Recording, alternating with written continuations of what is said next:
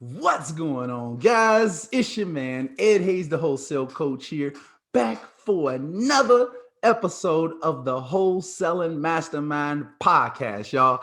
And in this podcast, man, super excited to say I've got my man's Garett from out in California coming onto the podcast today. He's been out there in Cali rocking and rolling. He just recently closed his first deal virtually out in Milwaukee. So I'm having him come onto the podcast to share his experience, talk about this deal flow that he's been getting lately, and let you all know that journey, like kind of talk about that story, that journey, that mission that it took to get to where he is right now and where he continues to go in the future, y'all. So, man, Garett, my brother, how is it going, bro? Glad to have you on.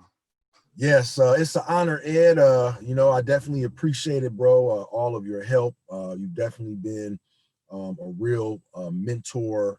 You've definitely been a real inspiration, and just definitely appreciate it, bro. From everything, from the bottom of my heart, man. Everything you've helped me with, all the long nights, the texts. Sometimes I just call you at the spur of the moment. You were there. You took my calls, and just really, really appreciate it, man. Really, really appreciate it.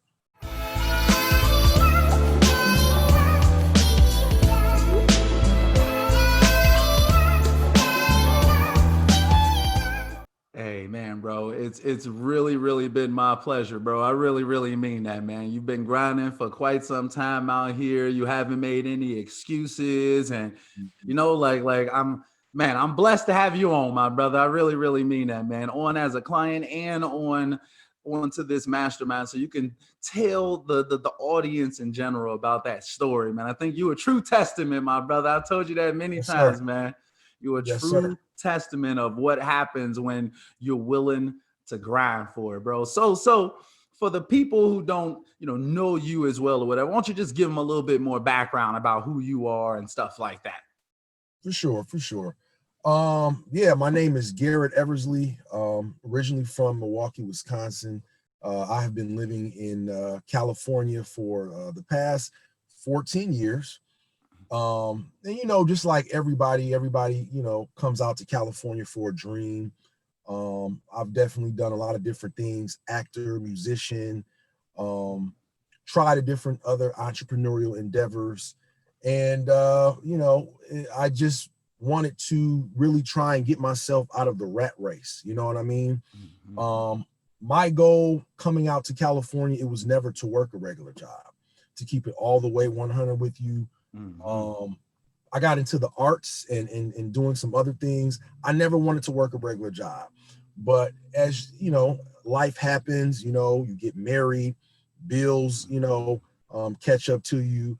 You have to put some of your other dreams aside and get a regular job, you know? And out here in California, Los Angeles area, a lot of things are, you know, smoke screens. You know what I mean? Everything that may appear to be as good or great as they may seem may not be that way. And Mm-hmm. so, just really trying to figure out a way how I can leave my 9 to 5. I have a background in computers, IT. And so, I've been, fortunate to work for one of the top automotive companies out here in the world. And so the money is cool, but I just don't have time for anything else. I don't have time for anything else. I don't have time to spend with my wife or Mm-hmm. do anything else. I like to travel. And so, I started to look into other ways to make money. And you know, I got, I developed an interest, I should say, in wholesaling. I always wanted to own a piece of real estate. Always thought that you had to have a lot of money and just really, start to really look into other ways that I could make money. Also, for me, real estate for me was important because when I was younger, I saw my own parents lose a house to foreclosure. And that, for me meant that, I never want this to happen to myself. And if I could find a way to prevent, others from doing that, then I want to be able to help them out. So I started going online, looking at different videos. The first person that I, started to watch was Jay Morrison. Ended up taking his course.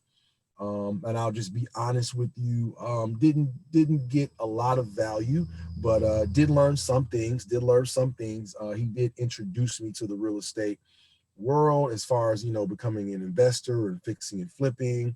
Nice. And then I ended up going and checking out Maxwell's videos, started, checking out some of his content. And then I stumbled on a guy by the name of Ed Hayes. And definitely, liked his content and saw that he was, from the Midwest like me, honest, hardworking guy. And I just kept watching video after video after video after video. And at this point, I was really just trying to do things on my own. At the time, we were living in North Hollywood, California, which is a section in Los Angeles in the San Fernando Valley. And a lot of homes in Los Angeles are different, or I should say the market in LA or Southern California is different from different markets in or the rest of the country. And I can say this market is like no other place in the country. I don't care what anybody says. I know it because I've been here 14 years. I've lived all over the city. And so I know what it's like to really come out here and really, really try and find deals. And, you see all of these videos on YouTube, and a lot of these gurus, they make it so easy, or they make it sound so easy that you don't have to really, spend much of your cash or whatnot. And that's just really not the case. So the first thing I did was invest into some bandit signs. I think I bought maybe about 200 signs from dirtcheapsigns.com or whatever. Dirt cheap signs. And then I started going out at night on the weekend, Saturdays around 3 or 4 o'clock in the morning, putting up signs by myself. And I did that maybe for about 2 months. Didn't really get a lot of responses. I got a lot of calls from other wholesalers, but not really a lot of responses as far as any active buyers. Because out here in LA, I mean, I kid you not, literally every corner, you have about 3, 4, 5 bandit signs. Lord have mercy. Yeah, so it's super competitive out there. It's very competitive, and I'm a competitive person. Athlete, play basketball, football, so I know what it means to compete, and I'm not afraid to compete. And I feel like eventually things will move forward. So I'm out every weekend putting out bandit signs. Nothing's going on, and then I started watching more of your videos or whatever. And I said, I got to find another approach at this because I'm just wasting money and there's got to be another way. So I bought a list. I bought a list from ListSource. And this was a little over almost 2.5 years ago. I think I bought my first set of leads July of 2018. July of 2018. And I think I spent maybe $300 for like a list of, I don't know, maybe 100 or 200. Oh my God. Yeah. Man. And I wasn't familiar with any like CRMs or anything like that. Right. So I spent that. I think I spent about $300 on ListSource, and then I spent maybe another $300-400 just to skip trace those leads. And I was calling North Hollywood area, not really getting a lot of traction. I did run into a guy who said that the house was just sold. I gave him a cash offer, I think of like 300,000, and 300,000 here in the Midwest, that would be equivalent to like 10 to 20,000 in other markets. So that's a low ball offer. The house was worth like 700,000, and the house had termites in there. It was a vacant high equity property, and the house had termites in there, and the guy was living in Vegas as a magician. He was living in Vegas as a magician. That's and interesting. he had rented the house out to a friend, and the friends apparently got it screwed up or whatever, and termites came through, and he had to sell the house. So what happened was, I was basically maybe about a few weeks too late. He said, "Man, this is a great offer, man. I would definitely accept your offer for 320, but it's already sold." So yeah, it's already sold. And I had called maybe about 200 people, and I was just hand dialing. I was just hand dialing, calling the people, and I got a little discouraged, but at the same time, that still kind of motivated me, because I'm like, wow, if this guy had not have sold the property already, he would have sold it to me. Right. So I went ahead and bought some more leads on my credit card. And then I started going through, I started targeting, South Central areas and things of that nature. And then came across another lady. Now we're talking about maybe September. And this is, fast forward, I take that back. This is September of 2019. Now we're on September of 2019. And so came across a lady. It was a probate situation, and her mother had died, and the house had been in probate for, I think, about 5 months or something like that. And called her the first time. She said she was at dinner, but called me back, and called her back the next day. Went out to the house. The house was definitely in a super, super rough condition. The garage was messed up. Living room was messed up. I guess there had been maybe a bunch of people living there or whatever. And the lady lived in San Bernardino, the Inland Empire, and she just wanted to get rid of the house. Her mom had, passed away or whatever. So I had offered her 350,000 for the property. The property was worth like 600,000, and I offered her 350 for it. And long story short, I didn't follow up with the lady. I had came back there one other time. She told me that she had some potential people that were going to purchase, but she hadn't made a decision yet.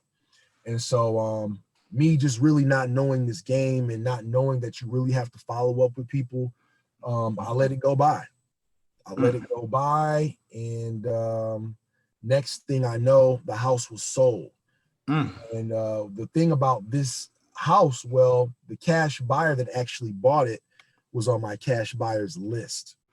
Oh yeah, I think you told me that too. I think you told me that situation, if I'm not mistaken. Yeah. The house was actually on the cash buyers list, on my cash buyers list. I had reached out to this guy, I think maybe around November, and we started linking up, I think in around October. And so I remember what you told me. You said just start, working backwards, reverse engineer, start contacting cash buyers first to see what their criteria is, and then go out and hunt for inventory. And so start calling cash buyers. At the time, I'm still hand dialing, no CRM, and ran into the guy. He does a lot of fix and flips in the area. And long story short, I was so discouraged. He ended up buying the house for actually 325, and ended up taking over the property. He put it on the MLS back in February, and I think he sold the house for like 700,000. Sold the house for like 700,000. That's major. Yeah. But I ended up following up with the lady in December, and she said the house had already been sold. And that's how I found out that the cash buyer that I had initially talked to ended up buying the property. Right. Yeah. So it seems like at the beginning of the journey, there was a ton of experiences. It's almost like the universe was constantly poking you, trying to tell you speed is the key. Speed is the key. Move fast. Like, you know what I mean? It was in like different situations that was kind of causing you to maybe miss out, especially out there in that Cali market. For real. California, one thing I've learned is you have to be quick, because you have a ton of investors going at the same amount of people. And if you're not quick enough, or you don't respond quick enough, you're going to lose the deal. Right. And I mean, I thought I was just doing something. I had 200 leads. And I think at the time I was buying from batch skip tracing. And I could only afford, to skip trace so many leads. At the time, I think I was still using List Source, but then I had just started to get into PropStream. And, I just thought I was doing something, calling 100 people, Right. And you kind of get discouraged when so many people tell you no. And so also in Southern California, you have a huge Hispanic population. I would say 1 out of every 3 homeowners is Hispanic. And I know a little bit of Spanish, but not a lot. And so, you just keep hearing no interesado. Right. They answering the phone. Bueno. Yeah. You're like, bueno. No hables inglés, and then they just hang up. So I'm like, right. And so still calling, ran into another homeowner in Watts, California, and didn't follow up with her. Ended up losing that deal. Another investor ended up getting that property for 200,000. She was interested. I had about maybe 3 conversations with this seller. And when I first started calling, I was thinking that, you just kind of call somebody, and then maybe after the second conversation, after you run the numbers, they're going to just say, hey, I'm ready to sell. Right. I have definitely learned, over the course of time, it doesn't work like that at all. So more often than not, at least now, like you're gonna have to put in, it's gonna be a little bit more phone calls than that. It's gonna be a little bit more work than that. A lot more. And so I'm still calling people. Now I am, oh my God, I think I get to January, top of January. And then there is a, and let me make this clear. Now I kind of start focusing my attention back towards Wisconsin, because that's where I'm from. So ended up calling. I skip traced a list for Beloit, Wisconsin. Skip traced the list from Beloit, Wisconsin. Ran into a motivated seller. This lady, she wanted to move to Michigan to be with her daughter and her newborn grandchild. She had owned this property for over 20-something years. The house was free and clear. And this property was in Beloit, Wisconsin. Beloit is a little over an hour and a half from Milwaukee, Wisconsin. So was excited. Ended up getting the contract, the house under contract, I think for I think 20-something thousand. I don't really remember. And I was excited. I showed you. I said, "Hey, Ed, look, I got a house under contract." And basically, long story short, I got it under contract for too high. I was shopping it around for 33, 34,000, and most investors just weren't biting. And one thing that I have learned is that a lot of these sellers lie. They tell you that the house is in one condition, and then when you actually view the property or get pictures of the property, it's in a whole nother condition. Mm-hmm. And found out basically that this lady had needed a full gut rehab, needed a whole new basement, attic, everything basically needed to be redone. And so I found out with her after just really, the fifth or sixth conversation, she had another wholesaler try to wholesale the property. He had no success. And I told her, I said, hey, we're going to be able to renegotiate. We're going to have to renegotiate more like 15, 16,000. And then we might be able to move forward. But at this time, my current investors are not going to be able to take this at the current price. She didn't want to do it. And so I had to let that go. Kind of got discouraged because I'm like, man, I'm calling all these people. I get, some positive feedback, get some motivated sellers, but nothing happens. Fast forward, I end up getting another house under contract in the Watts, California area. Was super excited about that. It was an older lady who was now living in the Bay Area along with her daughter. Her daughter is a nurse, RN nurse. And, I showed that contract to you. I was super excited. It was a non-owner occupied home, 3-bedroom. Home was worth about $500,000, and the lady was renting the house out. And so was super excited. We agreed on $325,000. But then her daughter basically gave me all kind of flack because the earnest money deposit, I made a mistake of putting the earnest money deposit for $100. And, on a $500,000 property. On a $500,000 property.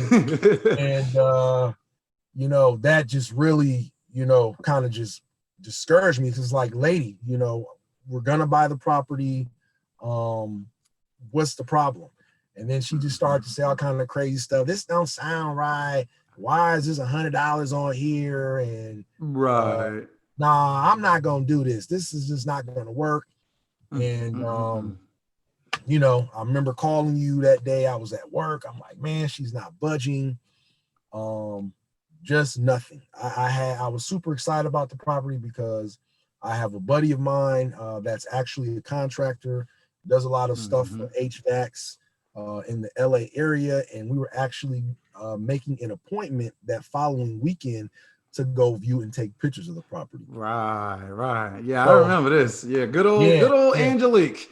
Went through a whole wrench into things. I sure remember that very, very clearly. Yeah, yes. That was like the most promising one on the front end or whatever. The most promising one in Cali so far. Still, isn't it still on the market right now? I think so. I haven't checked in a while. We may have to check that after this. See if it's still available. May have to reach out to them, reach back out to them. I was just thinking in my head, like, man, $20,000, $30,000 assignment fee. I'm about to, really cash out. It was looking so good, man. It was looking so good. Man, she just wouldn't move forward. She wouldn't sign a contract. So that was a lesson learned. Lesson learned. It was a hard lesson learned. Definitely lesson learned. For real. Fast forward, I had some other homes that I had under contract. Another guy in Milwaukee. I went out, had one of my guys take pictures of the property. It was a duplex. He had injured his back at work and he had to take an early retirement. He had owned 3 properties. He was down to 1 property and, had it under contract and the guy just wouldn't budge at the end of the day. Lost that one. had another property under contract in it's called Tehachapi, California. It's a little town outside of Bakersfield, California. This was a vacant absentee owner, Asian guy by the name of Young True. Good old Young True. Young True. I initially called him and asked him if he was open to selling his property. And the guy said, no, I'm not trying to sell this property, but I do have another property that I might be interested in getting rid of. Mm-hmm. So I was like, cool, what's the situation? Apparently he was renting the home out to somebody, whatever, and the property had a lot of mold. Probably had a lot of mold in it. So I guess he tried to basically repair the stuff on his own. He had, taken out a lot of the walls himself, was doing some work on the bathroom, but he said he didn't have enough money to finish the job. Right. So he just kind of wanted to get rid of it. He also made it clear to me that he was also a realtor and that he on the contract, he could put down his realtor's license if needed. And I told him, you don't need to do that. Right. So ended up, I think the house was worth, honestly, anywhere between 275 to 325 ARV. And so negotiated with the guy back and forth, and I think I got him down to 215,000 or 220,000, something like that. And came down to he didn't like the contract. And I said, sir, what do you like about the contract? And then he just kept saying, oh, I don't want to be responsible for all these contingencies. I mean, what are you going to do? And blah, blah, blah, blah, blah. So, the contract that I was using, which I liked, was a very meaty contract, but I guess for some reason it scared him. So I dumbed it down to another contract. He didn't like that contract, dumbed it down to another contract. He didn't like that contract, and then sent him another contract. I think I sent him like 4 contracts. Mm-hmm. Long story short, the guy didn't budge. Another one, I had pictures taken of the property, had a guy take pictures. I thought it was a win-win situation. Guy didn't want to sell me the property. Yeah, so I remember that one for sure. Good old Young True. I think, matter of fact, I even hopped on a phone call with Young True. Yes, you did. I forgot about that. Yeah, I sure did. I was like, I was like, yeah, man, make sure you got to tell them what to do. I remember that. I was having that conversation. Yeah. That's really interesting. So, man, I'm like, well, what is it? I'm calling these people. I'm,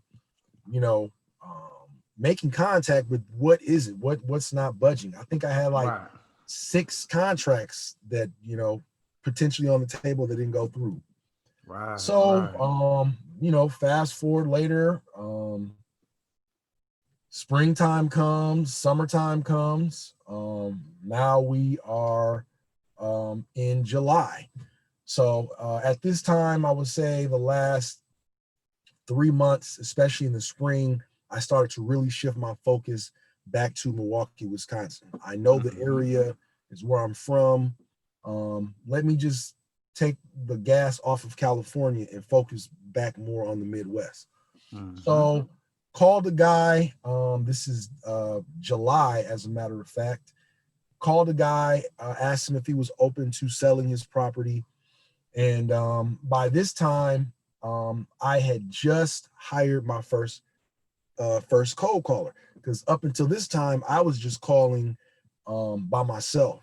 Keep in mind, I'm working, my regular 9-to-5 job and doing some other things. So I really don't have a lot of time to call people. Ended up getting call tools. I think I've been using call tools now for about 4 months. Definitely like that. I picked up my volume a little bit. But still don't have a lot of money for leads. So I'm only buying maybe 500 leads at the time. I even went to you several times, to get leads or whatever. You helped me out a lot. I really appreciate it.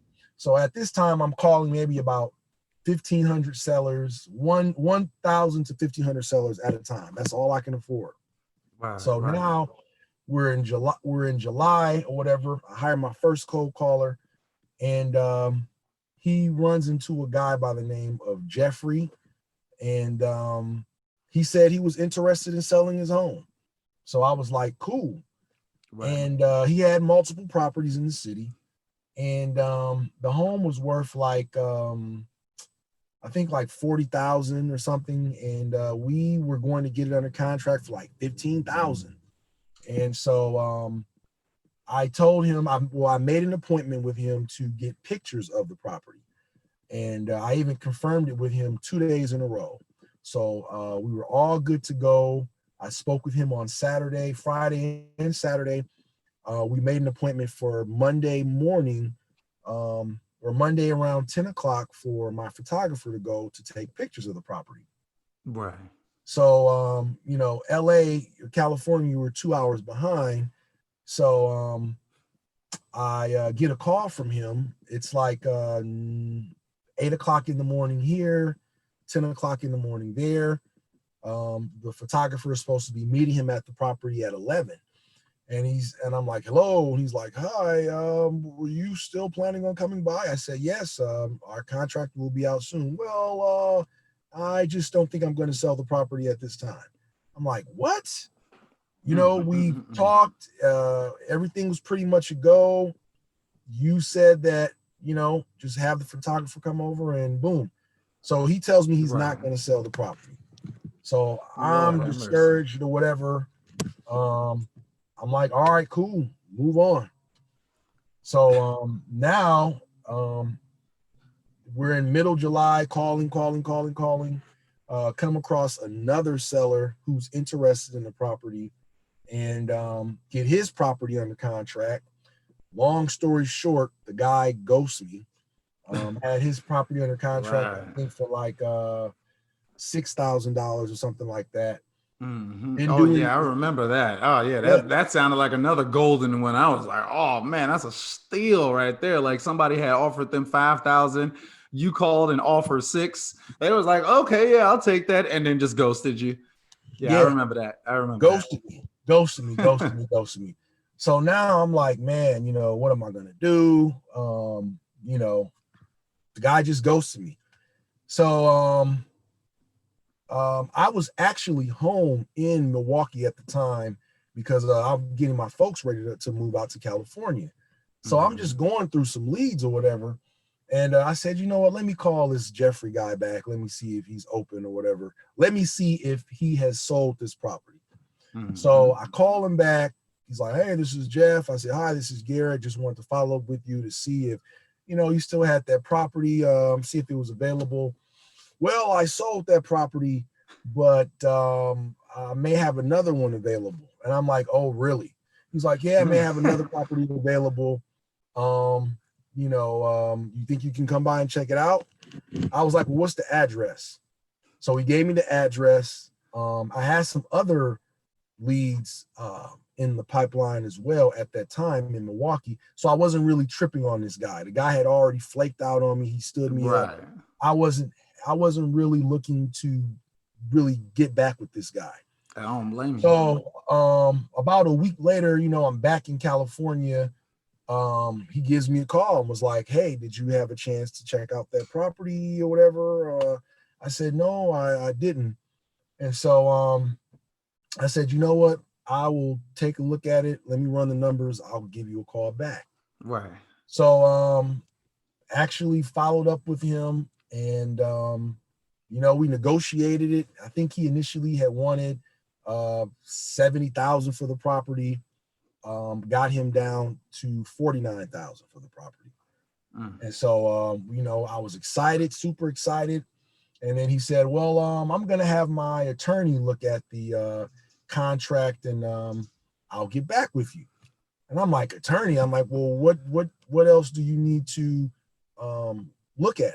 I even went over the contract with him. Right. And he says, oh, well, I really don't know you. You don't know me. I just want to run my attorney by this and have him look at it. And at this time, I'm numb to it. A lot of people say they're going to have their attorneys look at it. The Asian guy told me the same thing. And then they just disappear a lot of time.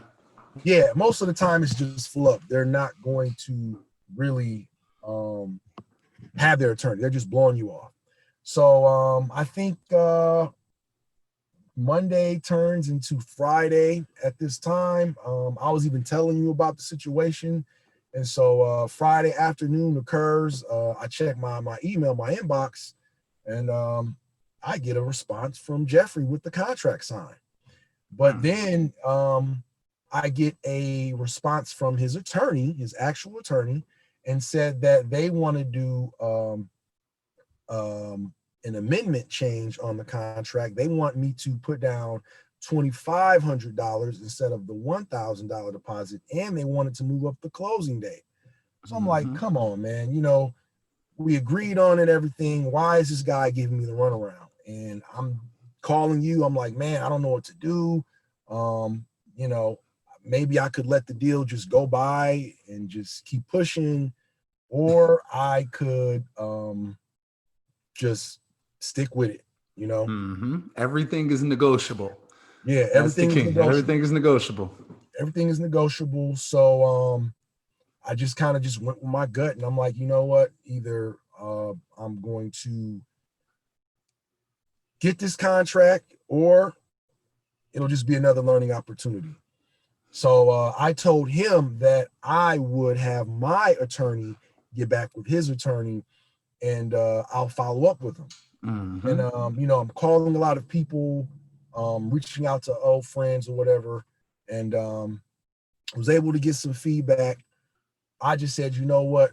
I'm going home. I'm going back to Milwaukee. I really need to try and close this deal out. So ended up taking what little cash that I had left, bought a plane ticket home. I think I got there Monday morning. Reached out to a family member who referred me to their attorney. Ended up getting that attorney to represent me.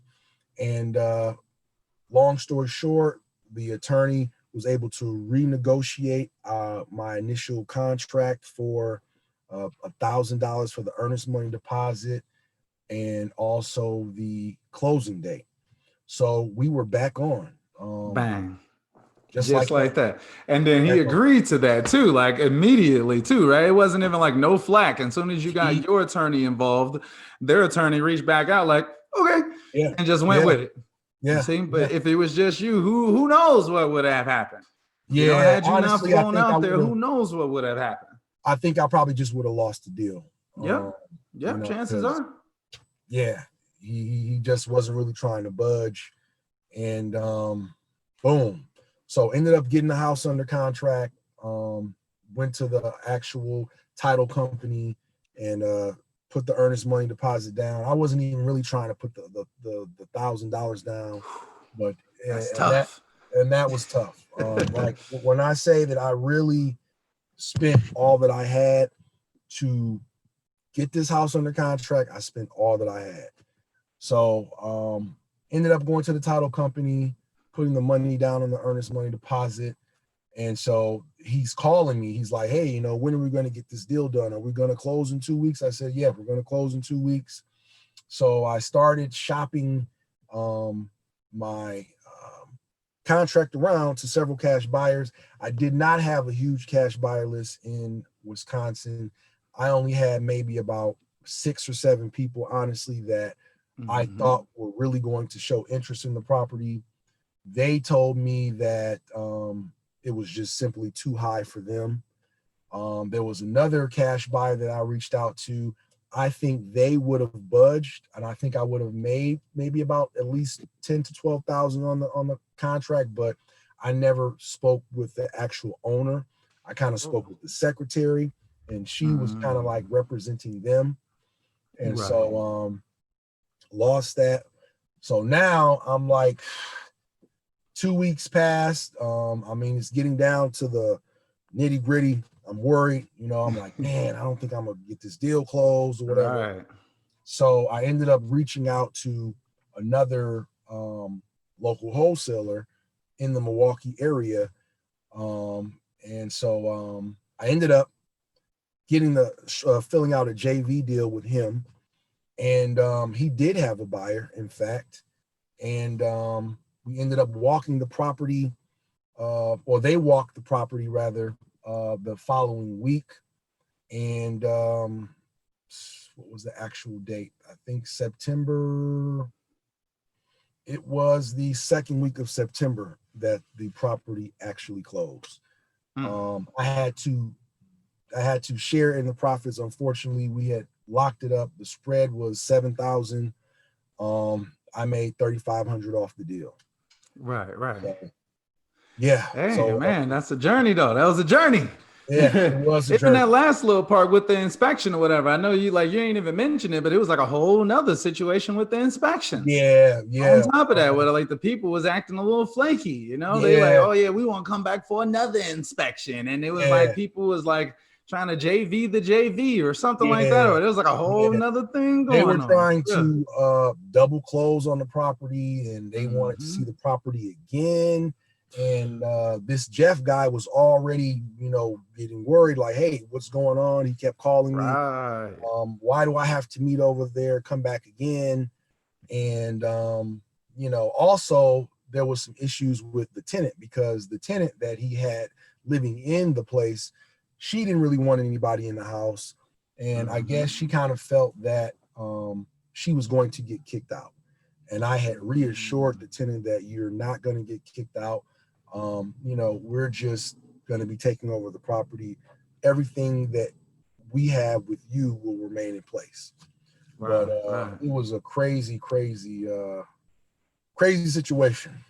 Man, it definitely was, bro, for real. Like, just in general though, like the overall journey. That's why, I kind of let you kind of go through that entire, like your entire journey. And that's literally the whole journey right there is what you just broke down. And honestly, bro, it took a lot of adversity, a lot of, man, I thought that was the one, but it wasn't, you know what I'm saying? A lot of heartache, a lot of adversity, a lot of grinding. And at the end, ultimately, you ended up having to go all the way in, pushing all of your chips into the middle of the table. Like, look, I'm all in. I'm flying to Milwaukee. I'm hiring me an attorney. If I got to put down $1,000 of earnest money, I'm going to do that. And then all of that knowledge and experience and, that risk, right, of actually going in and getting the flight there, paying that attorney, paying that EMD, all of that ultimately ended up paying off for you once you end up going all the way in on it, for real. I think, man, sometimes we got to do that in life. Sometimes we got to go all in. It's not easy though. That's why when you actually like went all in, I'm like, damn, like my man's is serious out here. Like he not messing around. You like, yeah, I'm in Milwaukee right now, bro. I'm like, damn. You say you out there. You say you're not messing around, for real. That's when in my mind I'm like, yeah, he's definitely about to make something happen. I remember when you was out there, I was telling him, oh yeah, it's gonna work out for you, bro. You going hard out there. Look, just make it happen. Let's not make no excuses. I remember these conversations, for real. One hell of a journey. I just said, you know what? Hey, if it happens, it's meant to be. If not, it will be a definitely hard lesson learned. And I just felt like I had nothing else to lose, Man. So I just took it and just went, Man, it took a lot, bro. And I'm super proud of you for, continuing through that process, despite it not being exactly what you wanted it to be and things of that nature. Right at the beginning, you had to face those adversities where most people would have gave up a long time before, you know what I mean? They would have just gave up like, oh man, I guess this isn't right for me. But you kept going, and now you got that first deal, and now you've gotten more deals in the pipeline right now. Am I correct? Yes, sir. Yeah, I already know. So why don't you tell the audience a little bit more about like what you've got going on now? So like, how long ago was that you said that you closed the deal? That was like maybe like a month ago. Yeah, something like that. Ago. Right. So now, what is the pipeline looking like now since then? Right now we have 3 deals potentially, but more like 2. There are 2 two pre-foreclosure situations where this could pretty much be a subject to. The first gentleman, I actually contacted him back in January. Top of January, his home was in pre-foreclosure. I was calling a Milwaukee list and contacted this guy. He said that, the home is in pre-foreclosure. He does want to sell, but he'll just let me know. So I think I called him maybe a few more times in February, and then I kind of just gave up. And then in July, out of nowhere, the guy just called me and said, hey, what's going on? Just wanted to check in with you. We still have the home. Are you interested in the property? I said, sure, no problem. I was super excited and, reached out to a few people. I even spoke to you about it. The guy actually, we first thought that he owed only first we thought he owed $80,000 on the property. The home was worth like $130,000, $140,000. But he ended up actually owing $110,000 on the property. $110,000 on the property. He did mention to me that he had some other investors that were interested, but apparently for whatever reason, they didn't lock up the deal. So, I told him I would definitely look into it. There might be something that we can do. I can't guarantee anything, but there might be something we can do. Reached out to another wholesaler in the area, and he does have a buyer that does subject twos. I've never done a subject to deal before. So I was kind of excited because this is a learning experience for me. Mm-hmm. Long story short, I think the guy did a loan modification. So I'm not sure if we are still going to move forward with that deal, but that is still something potentially on the table.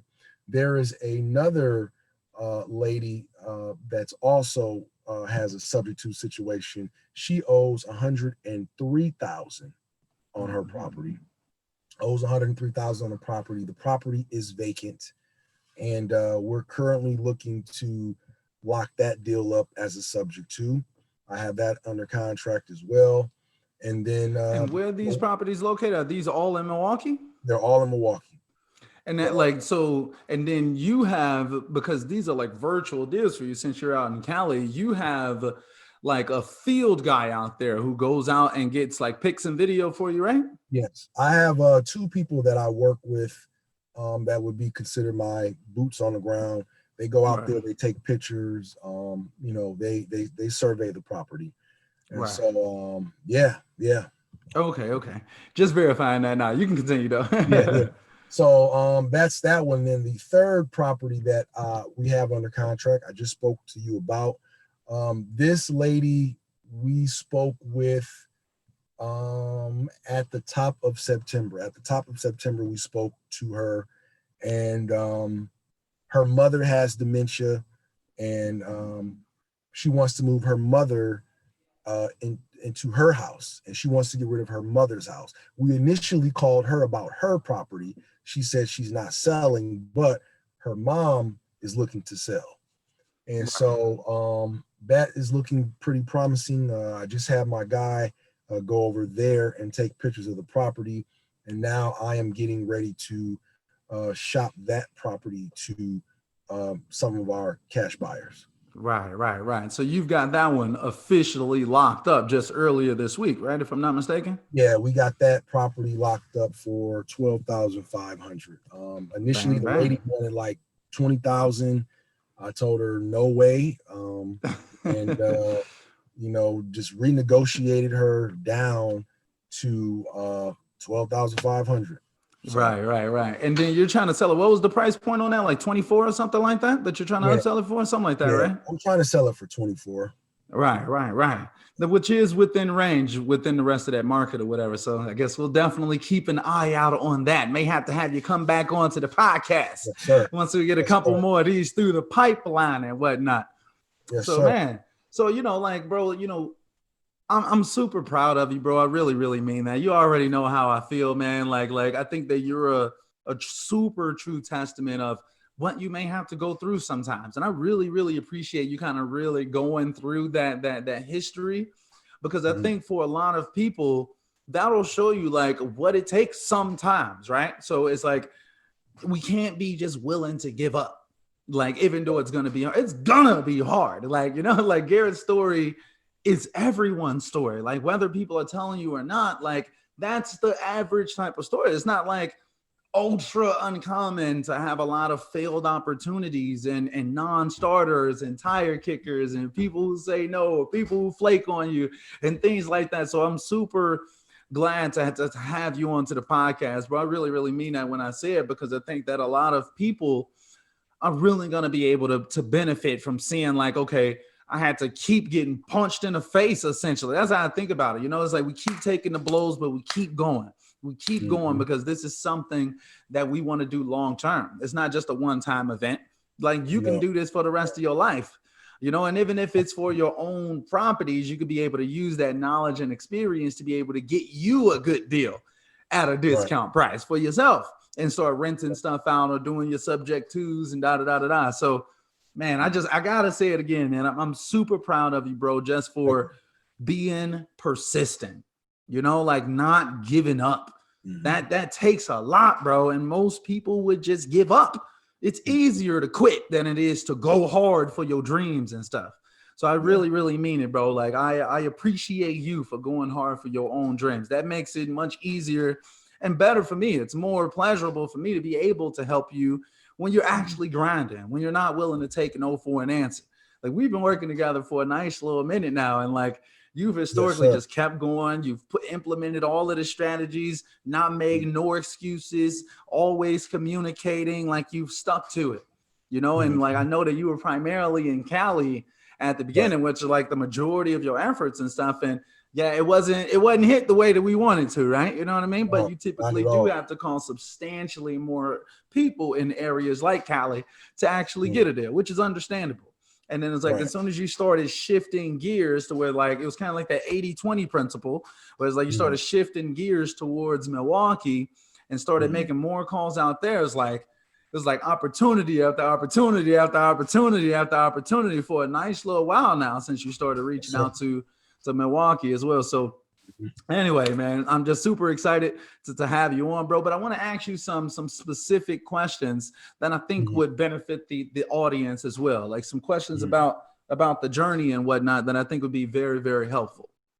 So one of those questions is like, so like, I know you've went through a lot, right? But I would say that like, what was like the, or what should I say is like, here's the question I want to ask, right? So for all the newbies out there, right, just trying to get started, like, what would be your best advice for someone who's getting out here? Maybe they're checking out this video, trying to see, like what type of struggles they may have to go through, and maybe specifically even kind of connecting it with that virtual aspect that you're doing right now. Like what would you say are the most important factors that someone should consider if they're looking to kind of get out here and start winning? Right. I would say first and foremost, yes, everything is on YouTube. You can find anything on YouTube. We live in the information age.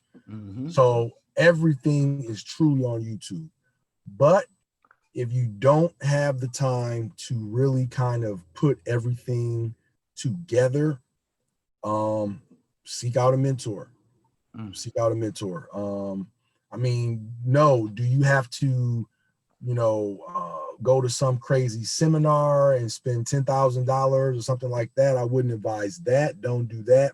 But, seek out an Ed Hayes. Seek out someone that is genuine, will really work with you, will motivate you, will hold you accountable, and will just help you along the way. If I could give any new person advice, seek out a mentor, because I think that will shorten your time to just really do this. Because like I said, I started looking into wholesaling in 2018. I had bought 2 of Jay Morrison's books, and I was just kind of in and out of it, just trying to figure out on my own. And then 2019, I really got serious with it, started, being consistent. And then I think it was around October of 2019, I reached out to you. And then after that, to be honest, just everything changed, bro.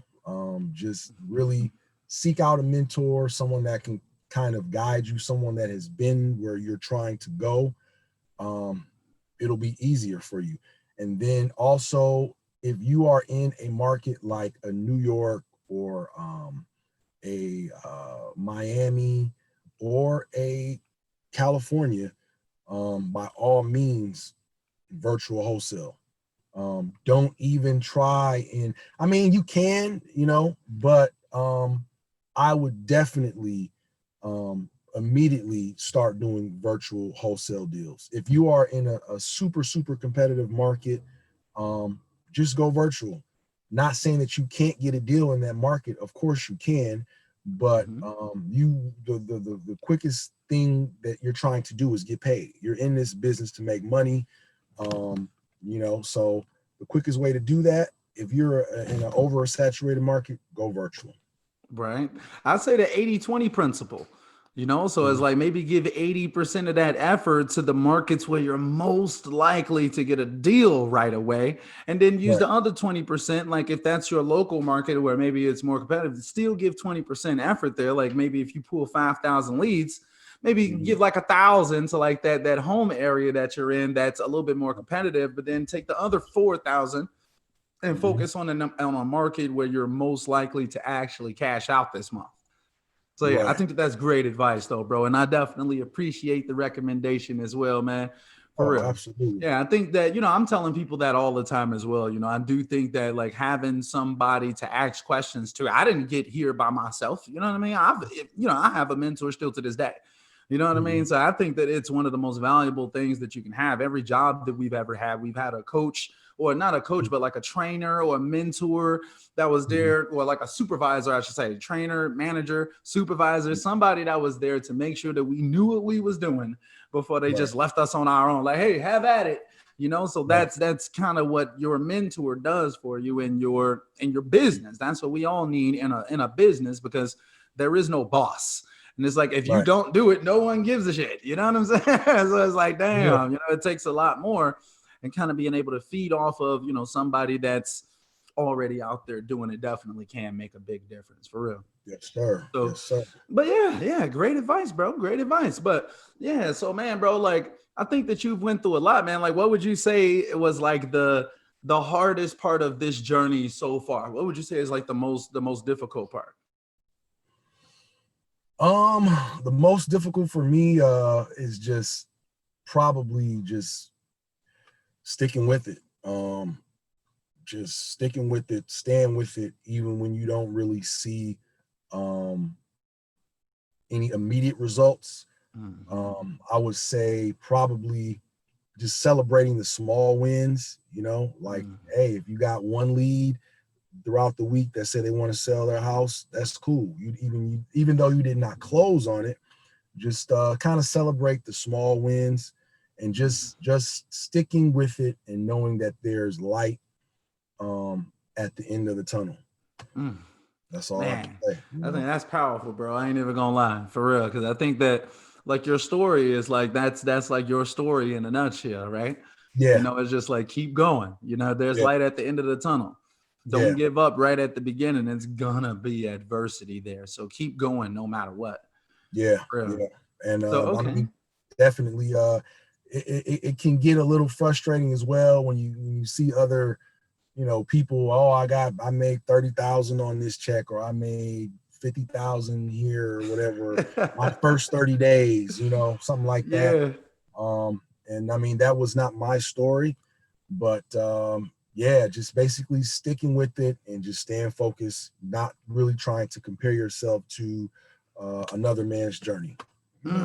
For real. For real. Like, oh, it was somebody posted something. It was so, as a matter of fact, it was my guy, Tobias Ema. Like, he posted something in Superhuman Wholesalers the other day. I can't remember the exact words, but it was pretty much like, I can't remember what it was. It was something around the lines of like, you know, you ain't ever gonna get to the bag if you watching another man's bag or something like that. You know, essentially Right. that's what it was saying. I Mm-hmm. was like, oh man, yeah, that's a good one. That's true. Because Mm-hmm. especially in these enormous groups on Facebook and stuff, like you go into wholesaling houses, elite, and it's like over 100,000 people up in there, and you see Right. one person that posts that, oh, I just made 30,000 on my first Right. wholesale deal, and it only took 2 weeks. Like, Right. that's a 1 in 100,000 situation, though, you know? And Yeah. that's what Yeah. everyone out there is looking for now. It's like that makes people Right. get frantic. Like they're just Right. out there looking for this golden goose. And it just doesn't happen like that. It's way more of you out there than it is Yeah. people like the person that's got the 30K in 2 Yeah. weeks and they just got Yeah. started. Like that's just not realistic, you know? And who Yeah. knows whether it's even true, you know what I'm saying? The social media and stuff like that or whatever. So everybody wants to have like this ultra crazy story and stuff like that all the time. They don't really express the negative. Now, no one's going to tell you how bad it was. That's why I Right. appreciate you coming on here or whatever and just keeping it real with people and not sugarcoating it, not making it seem like, yeah, you know, I came out here and I instantly started getting deals, strong arm emojis. You know what I'm saying? Like, yeah, that's cool and all. But the people who have to work harder for it, in my opinion, I feel like earn it more and they deserve it more and they tend to hold on to it for longer as well. It's not a one-time event. It's not a hobby. Because you go through that adversity, you become a better business owner because you're used to the adversity. You know what happens when this happens and when this happens and when this happens. So it's like now to me, it seems like the floodgates have begun to open up. But would you agree though? It seems like since you got that first deal, it seems like your close rate has not close rate, but yeah, I guess you can say like your close, not like actual closed deals, but like your ability to get people to sign the contract has went up dramatically, like since you got that first deal closed. I know that you implemented a strategy though. Why don't you tell the audience like what you've been doing to get more deals signed? Yeah. What I've started to do honestly is just walk people through the contract, going over the contract. So I'll ask them first. I say, hey, you know, do you have 15 minutes or when do you think you'll have 15 minutes? I want to call you and we're going to just go over the contract together. I don't even say contract, I say agreement. We're going to go over the agreement together line by line just to make sure we're on the same page. You know, what would be a good day to follow up with you on that? And then I would let them, you know, plan out a time, and then I would call them and basically just as easy as I possibly can, explain it to them, kind of break down each contingency, you know, starting from the name, the address, all the way to the end of the signature. And then I'll say, is there something that you don't understand? And they say, no. I said, okay, all right. Well, let's just go ahead and let's go ahead and get that John Hancock on, and you know, we'll move forward. I'll tell you the next steps. Because what I was doing at first was I was just sending the contract out to these people, and you will have some people that will get the contract back to you. The lady in Beloit, Wisconsin, her and her husband, she signed it back the next day. No issues, no problem at all. But a lot of people, they just kind of want to run it by their attorney or their fake attorney or their friend or realtor friend. And then next thing you know, they're not going to sign or something else doesn't happen. Yep. So I'm just learning to just really go over the contract with them over the phone. I'm going to try and do DocuSign first and foremost. And if I can't do the DocuSign, then I will have them fax the contract to me, especially if it's an older person who's not really, you know, technology savvy, something like that. You know, send it out to them, have a friend or whatever deliver the contract to them, or a notary service or something. Make it as convenient for them as possible to physically get the contract in their hand sign it, and then get it back to you. So I like that, bro. Honestly, I remember I was telling you the other day or whatever, like, if it works, don't fix what's not broken. You know what I mean? Like that's working for you. It seems like the first couple times that you've used it, like 3 times in a row now, something like that. Like you've been rocking that system real nice. For real, like walking through the contracts with people and making sure, like, yeah, you can send it out via DocuSign, but you want to make sure that this person actually understands it. You don't want them wasting a ton of time trying to mull it over or whatever, thinking about it and stuff. Like, look, at the end of the day, Mr. and Mrs. Johnson, like, look, we want to get this contract signed. We want to make sure that you understand it. We can go through it line by line if necessary. So I love that concept, bro. I love the fact that I feel like in my mind that that's going the extra mile, right? That's making sure that's not leaving it into the hands of randomness or something like that or whatever. Is really being assertive and making sure that you get that signature signed. Pretty much. Get that John Hancock, as you called it. For real. It's not a game. So I like that, though, bro. I like that. I think that that's some good game right there for the people who may be watching this or listening or whatever as well. For real. That should be some good game right there. Use that, y'all. Use that. Don't wait. Get that contract locked up. Man, ASAP. Hey, nah. So, man, okay. So, yeah, bro. Man, so... yeah, man, it's been a nice little journey. So I'm curious, like what's your plan going forward? Like you just recently closed that deal not too long ago. You've got a few more in the pipeline right now. One officially under contract, and then 2 that's pretty much like right there, right? They're like the subject to deals or whatever. So we're just trying to get a couple things finalized with those. So it sounds like you got the one, and then you got potentially like 3 more in the pipeline. But I'm curious, like where do you plan on taking this thing, brother? Let's say by the end of this year, short term, what do you want to have accomplished before you finish off the rest of this year? By the end of this year, I mean, if things keep going the way they're going, I do want to potentially own my first rental by the end of this year. By the end of December, I do want to have one official property for myself. I don't want to wholesale forever. I mean, I like wholesaling, it's cool, right? But I just want to be able to sit back and collect. If I got 15, 20 properties, maybe in the future, an apartment complex or a large multi-family complex. That's something that I will look to in the future of trying to do. So just passive income, man. Passive income. I love it, man. I love it, man. So like when it comes to like purchasing that potential rental, though, like would you be planning on doing it out there in Milwaukee? Is that where it's most likely to happen, or what? What you think? Yeah, more than likely Milwaukee, just because again, I know the area, I have friends, family, all that good stuff. Right. I do want to build a nice solid portfolio in the Midwest. And then, later on down the line, as I gain traction, maybe partner up, on some bigger deals, maybe some commercial deals with other investors. Right. So, see where it goes. Hey, nah. And I know, like, I can't remember whether you were considering it or not. Remind me, like, are you considering becoming an agent out there in Cali? I am gonna definitely get my license, because one thing I've noticed in California, specifically Los Angeles, Orange County, I've reached out to several realtors in regards to trying to get deals under contract, and they always want to hit you with the proof of purchase or how many deals have you done. And a lot of the agents, they don't really respect the wholesalers like that. And so I think if you do have that license and you have listed, a few properties, you kind of have a more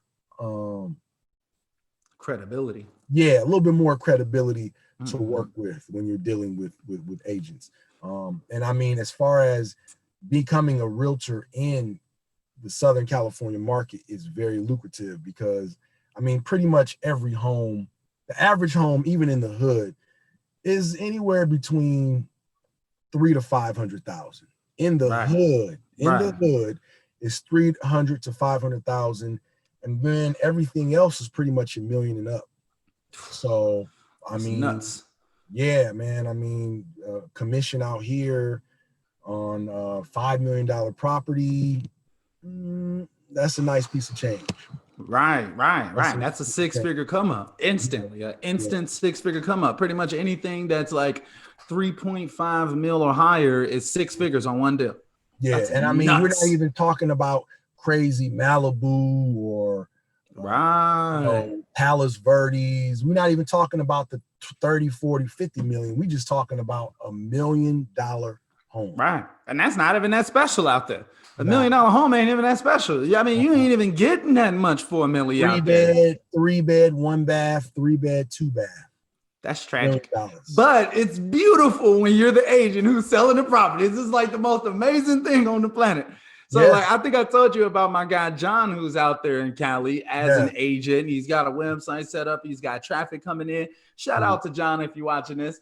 But what he just got a buyer who got approved for 1.5 million, found him a property for 1.3 million. He's getting a 2.5% commission on that. So on that $1.3 million property, he's about to earn $32,500. Wow. And it's probably going to be coming this month. Like he already got approved. Everything is like pretty much in the pipeline or whatever. He should be good to go. He should be closing on that this month. That's nuts.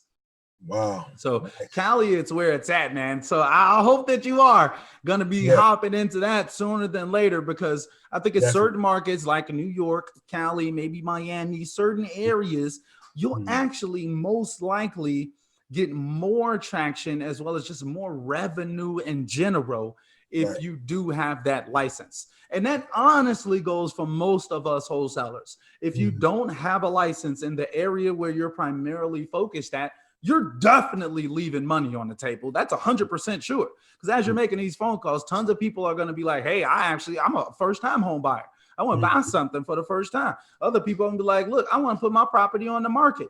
If you can't help these people, that's literally like at least 100 racks just left on the table per year, probably. Especially out there in Cali, like 2-3 deals is 100 racks. That's nothing out there in Cali. You can literally work part-time as an agent and make over $100,000. That's nuts. Like, well, can you do that? You know what I'm saying? You can take most of the year off and still earn six figures as an agent in some of these higher priced markets, like, Seattle and Washington, D.C. even, and like areas that's very expensive to live. So I think that's going to be golden, bro. I'm really, really looking forward to that. In fact, like I got a few clients out in Cali right now. So, shout out to you, obviously, shout out to my guy, John, and shout out to Lamonte as well.